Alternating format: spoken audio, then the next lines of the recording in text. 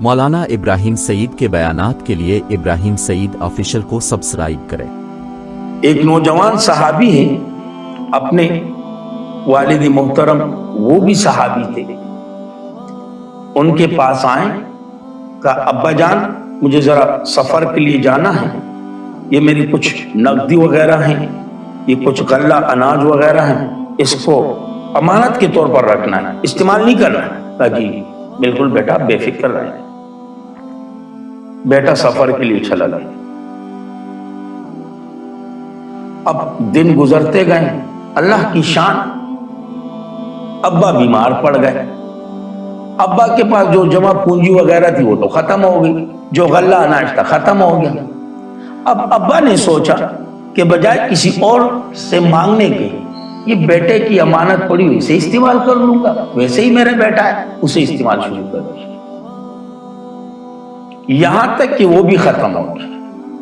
اب جیسے ہی بیٹا واپس آیا، چند مہینوں کے بعد یا سال کے بعد، آتے ہی باپ سے ملاقات وغیرہ ہوئی، دعا سلام وغیرہ، پھر اس کے بعد اپنی امانت کا مطالبہ کیا۔ تو ابا نے کہا بیٹا آپ کے جانے کے بعد کافی دنوں تک میں تو تندرست رہا، صحیح رہا، لیکن کچھ دن تک بیمار رہا، جو جمع پونجی تھی ختم ہو گئی تھی، غلہ اناج تک ختم ہو گیا۔ میں نے کہا کسی اور کے سامنے کیا ہاتھ پھیلاؤں گا، یہ آپ کی امانت ہے، آپ ہمارے بیٹے ہو، تو میں نے استعمال شروع کر دی، ختم ہو چکا ہے۔ انہوں نے کہا نا ابا نا، ایسے کام نہیں ہوگا، آپ صلی اللہ علیہ وسلم موجود ہیں، حیات ہیں، آپ صلی اللہ علیہ وسلم کے مجلس میں جائیں گے، آپ صلی اللہ علیہ وسلم نے جو فیصلہ کیا اسی فیصلے پر عمل درآمد ہوگا۔ کہا صحیح۔ اب یہ بیٹا جو ہے نا آپ صلی اللہ علیہ وسلم کے پاس آنے لگا، اور باپ، بوڑھا باپ اللہ کے دربار کی طرف جانے لگا۔ اب بیٹا آپ صلی اللہ علیہ وسلم کے پاس گیا، اور ابا جو ہیں اللہ کے پاس گیا مسجد کی طرف، ہاتھ اٹھا کے کہا اللہ مجھے میرے پیغمبر کے سامنے شرمندہ نہ کر، اور ایسے اشعار پڑھیں، عربی کے ایسے اشعار کہ ابھی بیٹا پہنچا بھی نہیں ہے آپ صلی اللہ علیہ وسلم کے پاس، اللہ نے پہلے سے جبریل بھیج دیا کہ میرے محبوب آپ کے پاس فلاں صحابی آ رہا ہے، اور اس انداز پہ آ رہا ہے، اور اپنے والد محترم کا فیصلہ لے کر آ رہے، میرے محبوب ان باپ بیٹوں کے درمیان فیصلہ کرنا ہے، ایسا فیصلہ کرنا ہے کہ میرے بوڑھا جو ہے نا اس کا دل نہ ٹوٹ جائے، اس کا دل نہ ٹوٹے۔ اب جیسے ہی وہ صحابی آئے اللہ کے رسول کے پاس، ایک بات یہاں پہ کہوں، صحابی جا رہا ہے کس کے پاس؟ بیٹا، باپ بھی صحابی ہے، بیٹا بھی صحابی، بیٹا جا رہا ہے کس کے پاس؟ اللہ کے رسول کے پاس۔ اب ذرا عقل سے بھی کام لینا کہ جو ہر جگہ حاضر ناظر ہوتا ہے تو ان کے پاس جانے کی کیا ضرورت، وہ تو پہلے سے وہی موجود،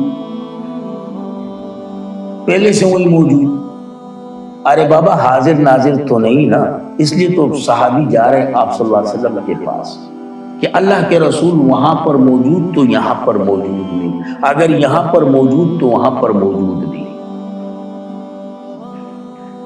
اب جیسے ہی وہ صحابی اللہ کے رسول کے پاس پہنچے، دعا سلام کی، اللہ کے رسول نے پوچھا جی فلاں؟ کہا جی یا رسول اللہ میں سفر پہ جا رہا تھا، ایسی میری کچھ امانتیں وغیرہ میں نے اپنے ابا کے پاس رکھوائی، پھر میرے ابا نے اسے استعمال کیا، اب میں مطالبہ کر رہا ہوں، آپ اس بارے میں فیصلہ فرمائیں کہ کیا فیصلہ ہے۔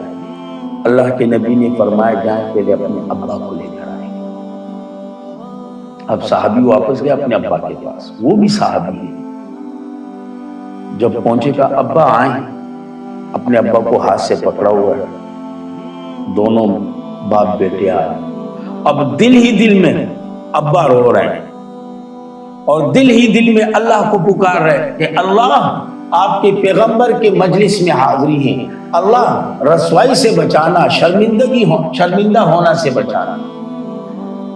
اب جیسے ہی اللہ کے نبی کی نظریں اس بوڑھے باپ پر پڑی، تو آپ صلی اللہ علیہ وسلم نے اس کا نام لیا کہ فلاں وہ کون سے اشعار تھے کہ جس کے پڑھنے سے آپ نے اللہ کے عرش کو ہلا دیا تھا؟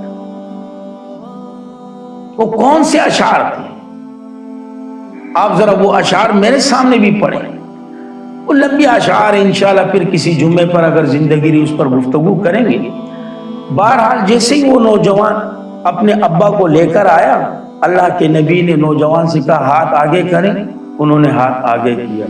اللہ کے نبی نے اس بیٹے کا ہاتھ پکڑا، باپ کے ہاتھ میں رکھا، کہا کہ تو بھی تیرا باپ کا ہے اور تیرا مال اور تیری جائیداد بھی تیرے ابا کی، جا.